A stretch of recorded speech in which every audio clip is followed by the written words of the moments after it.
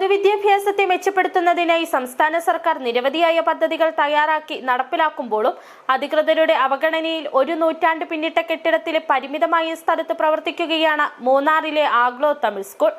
British കാലഘട്ടത്തിൽ പണിത വീടിന് സമാനമായ കെട്ടിടത്തിലെ ചെറിയ മുറികളിൽ പ്രവർത്തിക്കുന്ന 2-3 ക്ലാസുകൾ. പുതിയ കെട്ടിടത്തിനായി 1 കോടി അനുവദിച്ചെങ്കിലും നിർമ്മാണ പ്രവർത്തനങ്ങൾ ആരംഭിക്കാൻ ഒരു നടപടിയുമില്ല.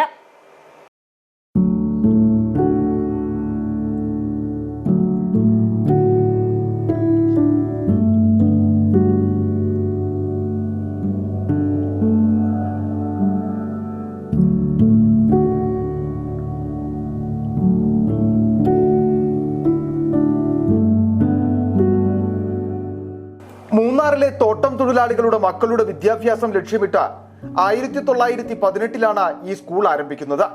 107 വർഷം പിന്നിട്ട സ്കൂൾ കെട്ടിടമെന്ന കാലപ്പഴക്കത്താൽ ബലക്ഷയം സംഭവിച്ച അവസ്ഥയിലെത്തി. മേൽക്കൂരയ്ക്ക് ചേർന്ന് നിർമ്മിച്ചിരിക്കുന്ന തടിയുടെ പാനൽ തകർന്നു വീഴുന്ന അവസ്ഥയാണ്. മഴ പെയ്താൽ പലയിടത്തും ചോർച്ചയുമുണ്ട്.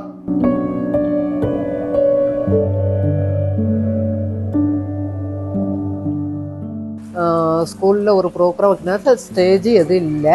பிள்ளைகளுக்கு தொடங்கணும்னா இந்த கிளாஸ் ரூமுக்குள்ளே வச்சு தான் நாங்கள் தொடங்குகிறோம். எங்களுக்கு ஸ்டேஜ் எவ்வளோ குயிக்காக செஞ்சு தர முடியுமோ ஒரு குழந்தைக்குள்ள ப்ரோக்ராமுக்குள்ளதுக்கு வேகம் எங்களுக்கு செஞ்சு தரணும். பின்ன என்ன இந்த ஸ்கூலுக்குள்ள ஸ்ட்ரென்த்து கூடுறதுனால எங்களுக்கு ஒவ்வொரு வகுப்பறையும் കുളങ്ങൾക്ക് തനിയാ വേണം. എங்களுக்கு ഒരു വീടിന്റെ സമാനമായ രീതിയിലാണ് കെട്ടിടം നിർമ്മിച്ചിരിക്കുന്നത്.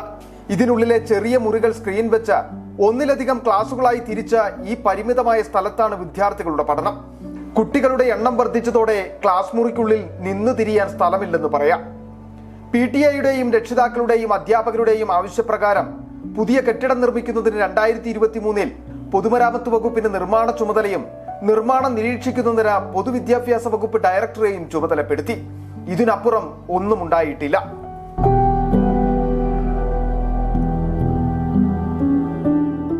നൂറ് കൊല്ലം മുകളിൽ പഴക്കമുള്ള ബിൽഡിംഗ് ആയിപ്പോയി.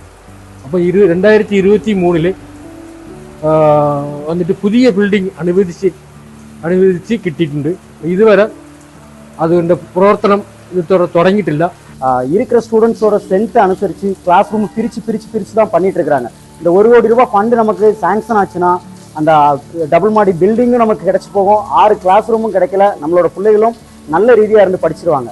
പരിമിതമായ സൗകര്യങ്ങളിലും കുട്ടികൾക്ക് മികച്ച വിദ്യാഭ്യാസം നൽകാൻ അധ്യാപകർ തയ്യാറാകുമ്പോഴും നിലവിലെ പ്രതിസന്ധികൾക്ക് പരിഹാരം കാണാൻ സർക്കാർ അനുവദിച്ച തുക അടിയന്തരമായി വിനിയോഗിക്കണമെന്നാണ് രക്ഷിതാക്കളുടെയും PTA കമ്മിറ്റിയുടെയും ആവശ്യം. City vision, Munnar.